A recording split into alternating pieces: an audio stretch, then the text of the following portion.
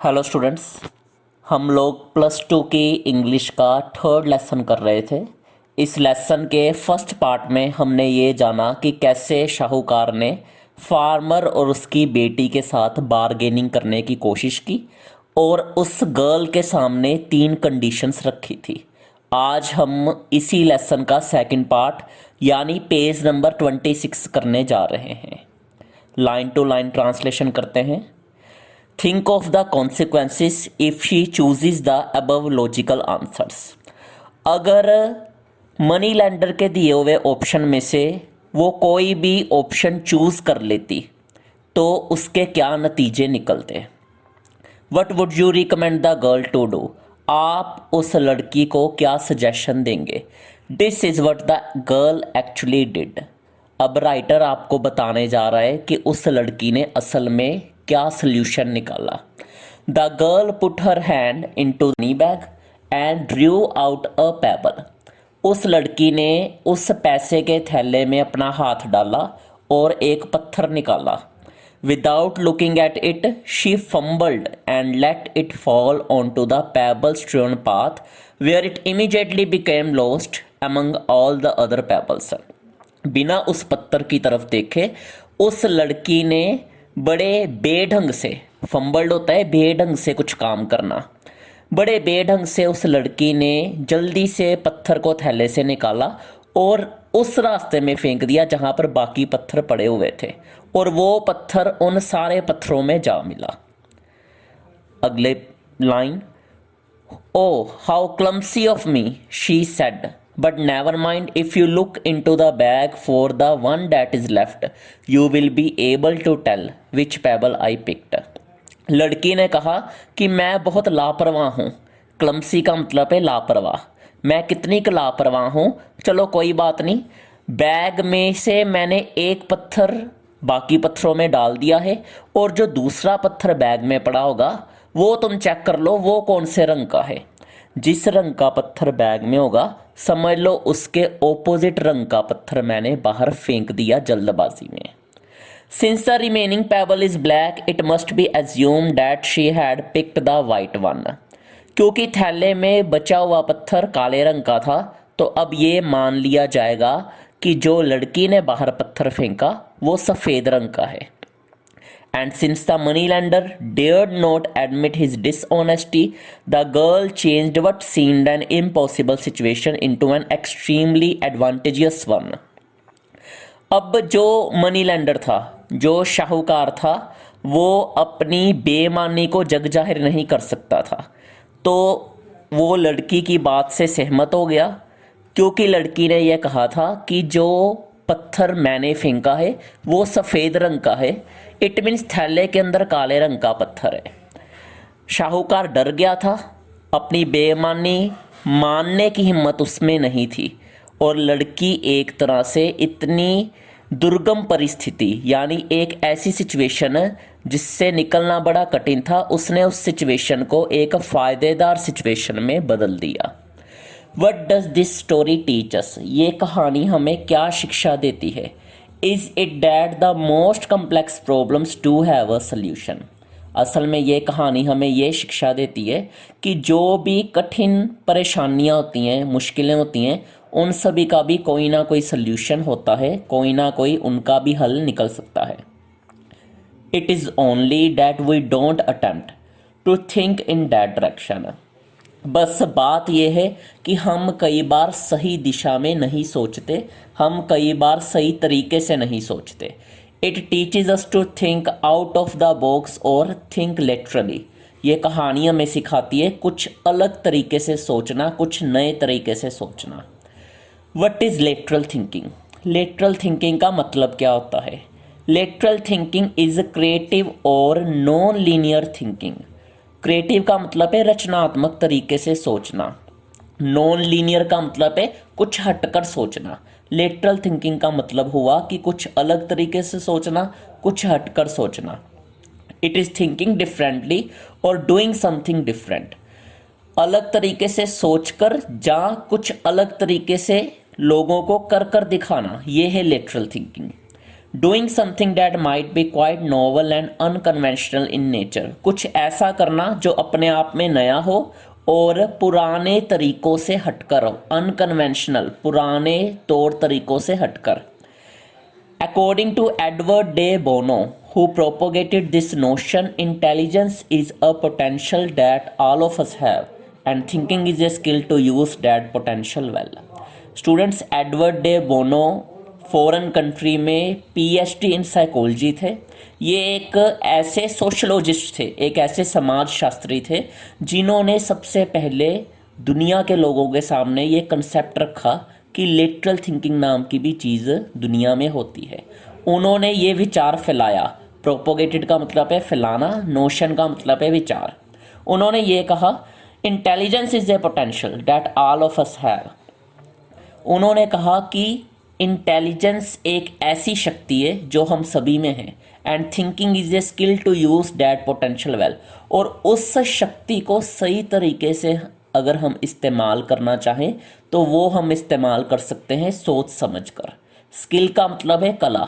सोच समझकर काम करना एक ऐसी कला है जिससे हम अपनी सारी शक्तियों का इस्तेमाल कर सकते हैं। इट चैनल्स और इंटेलिजेंस अप्रोप्रिएटली। कोई भी काम सोचकर करने से ही हमारी जो बुद्धिमत्ता है, जो हमारी समझदारी है, उसको सही दिशा मिलती है। यहाँ चैनल्स का मतलब है सही रास्ता दिखाना या सही दिशा देना। One may be a good thinker without being an intellectual and wise versa. Writer यहाँ पर समझा रहा है कि कोई भी इंसान अच्छा सोच समझ रखने वाला हो सकता है, बेशक उसका दिमाग इतना अच्छा ना हो। और इसके ऑपोजिट भी हो सकता है, वाइज वर्सा, यानी इसके ऑपोजिट भी हो सकता है कि उसका दिमाग अच्छा है फिर भी वो ढंग से सोच नहीं पा रहा। Here is another story that illustrates the use of lateral thinking. अब एक और कहानी जो आपकी बुक में दी गई है, जिससे लेटरल थिंकिंग के बारे में हमें एक अच्छी एग्जाम्पल मिल जाएगी। इलिस्ट्रेट्स का मतलब है एग्जाम्पलीफाई करना या एग्जाम्पल देना। A millionaire named Thomas walked into a popular bank in the middle of New York City and requested to speak to a loan officer. एक बहुत बड़ा लखपति था जिसका नाम था थॉमस। न्यूयॉर्क शहर के बीचों बीच एक बैंक था। वो उस बैंक में गया और उसने वहाँ के लोन ऑफिसर से बात करने की रिक्वेस्ट की। He did not inform the staff of his immense riches, but he simply said that he was going away on business for a few weeks to another country and needed to borrow a small sum of money, $5,000। ये जो S जैसा sign पड़ा हुआ है ये dollar का sign है, $5,000। उस शख्स ने यानी थॉमस ने बैंक वालों को ये नहीं बताया कि मैं बहुत बड़ा अमीर इंसान हूँ, मेरे पास बहुत ज़्यादा धन दौलत है। इमेंस रिचेस का मतलब है बहुत ज़्यादा धन दौलत वाला। बस उसने ये कहा कि मैं कुछ हफ्तों के लिए बिजनेस पर्पस की वजह से किसी दूसरे देश जा रहा हूँ और मुझे $5,000 का कर्जा चाहिए। Banks being banks they immediately asked for security on the loan. जैसा कि आप सभी को पता है बैंक्स ही होते हैं, कहने का मतलब वो बिना कुछ गिरवी रखे कर्जा नहीं दे सकते। तो उन लोगों ने थॉमस को कह दिया कि आपको लोन मिल जाएगा पर आप कोई चीज़ गिरवी रखो। Thomas pointed out of the window to the shiny new Ferrari parked right in front of the bank. Thomas ने उन बैंक कर्मचारियों को खिड़की से इशारा किया कि देखो खिड़की के बाहर मेरी फरारी कार लगी हुई है बैंक के सामने ही, और वो फरारी कार बहुत ज़्यादा चमक रही थी। शाइनी मतलब चमकना। Thomas pointed out of the window to the shiny new Ferrari parked right in front of the bank. He took the title, paperwork and keys out of his pocket and slapped them down on the counter like a man on a mission. Thomas ने ज्यों ही खिड़की के बाहर उस Ferrari car को bank वालों को दिखाया, तुरंत बैंक वाले समझ गए कि ये अपनी फरारी कार गिरवी रखने आया है। उसने तुरंत उस गाड़ी का कब्ज़ा, जो भी पेपर वर्क थे, जो भी चाबियां थी उसकी, वो अपनी पॉकेट से निकाल कर दे दी और काउंटर पर ऐसे रख दी जैसे वो किसी बहुत बड़े मिशन पर जा रहा है। The staff went to work checking out the validity of his ownership and sure enough everything was checked out. जो बैंक का स्टाफ था उन्होंने तुरंत उस गाड़ी की वैलिडिटी चेक की कि जो इसका मालिक है क्या सचमुच में थॉमस ही है, और वाकई ही सब कुछ ठीक निकला। And of course which bank was going to turn down $250,000 in collateral security for a mere $5,000 loan. और वाकई ही शायद ही ऐसा कोई बैंक दुनिया में हो जो इतने ज़्यादा लाख डॉलर्स की गाड़ी को गिरवी के तौर पर ना रखे। हालांकि उस बैंक ने सिर्फ $5,000 ही कर्जा देना था। राइटर का यहाँ कहने का मतलब है कि थॉमस ने सिर्फ $5,000 का कर्जा बैंक से लेना था, पर $5,000 के मुकाबले काफ़ी महंगी गाड़ी उसने बैंक वालों को गिरवी रखवा दी। स्टूडेंट्स, अब आपको थोड़ी देर में एक टास्क मिलने जा रहा है। उस टास्क को आप सभी ने अपनी नोटबुक्स पे अटेम्प्ट करना है, और इस लेसन के अगले पार्ट में हम पढ़ेंगे कि एक्चुअल में थॉमस कौन था और उसे $5,000 की नीड अचानक क्यों पड़ी, और उसने अपनी फरारी कार ही बैंक वालों को गिरवी क्यों दी। ये सारा हम इस लेसन के नेक्स्ट पार्ट में जानेंगे।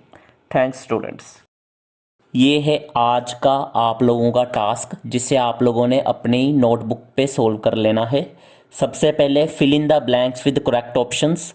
आपको हर एक सेंटेंस के आगे 2 ऑप्शन दिए गए हैं, जिनमें से एक सही ऑप्शन को आपने चूज करके डैश में लिख देना है। Number 1, the girl put her hand in the dash.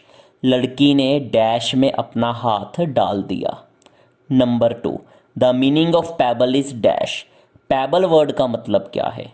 दोनों दिए गए ऑप्शन में से एक ऑप्शन चूज कर लो। And the money lender dared not admit his dash. जो शाहूकार था वो अपनी डैश मानने की हिम्मत नहीं कर रहा था। डेयर्ड का मतलब है हिम्मत करना। उसके बाद आ जाइए ट्रू और फॉल्स पर। सही या गलत आपने बताने हैं। सीधा सीक्वेंस वाइज कंटिन्यू हो रहा है यहाँ पे। नंबर 4, थॉमस वास अ पुअर मैन। थॉमस एक गरीब इंसान था। Number 5, Thomas wanted to take loan of $5,000। Thomas $5,000 का कर्ज लेना चाहता था। Number 6, the remaining pebble in the money bag was black. थैले में जो पत्थर बचा हुआ था वो काले रंग का था। इन तीनों के आपने ट्रू फॉल्स लिखने हैं इनके सामने। उसके बाद लास्ट पार्ट है चूज द करेक्ट ऑप्शन। सही ऑप्शन चूज करना है। Who propagated the art of lateral thinking. इनमें से किसने अलग तरीके से सोचने का विचार लोगों को दिया? इन चारों में से एक ऑप्शन आपने चूज करना है। एंड लास्ट है lateral thinking is thinking in a dash way. Lateral thinking है कुछ डैश तरीके से सोचना। दिए हुए 4 ऑप्शन में से एक सही ऑप्शन होगा। ये थी आज की आप लोगों की वर्कशीट। इस वर्कशीट को सॉल्व कर कर सभी स्टूडेंट्स अपनी नोटबुक पर ज़रूर नोट कर लें। इन्हीं क्वेश्चन में से कई ऑब्जेक्टिव टाइप क्वेश्चन पिछले साल के बोर्ड एग्ज़ाम्स में आ चुके हुए हैं। Thanks students.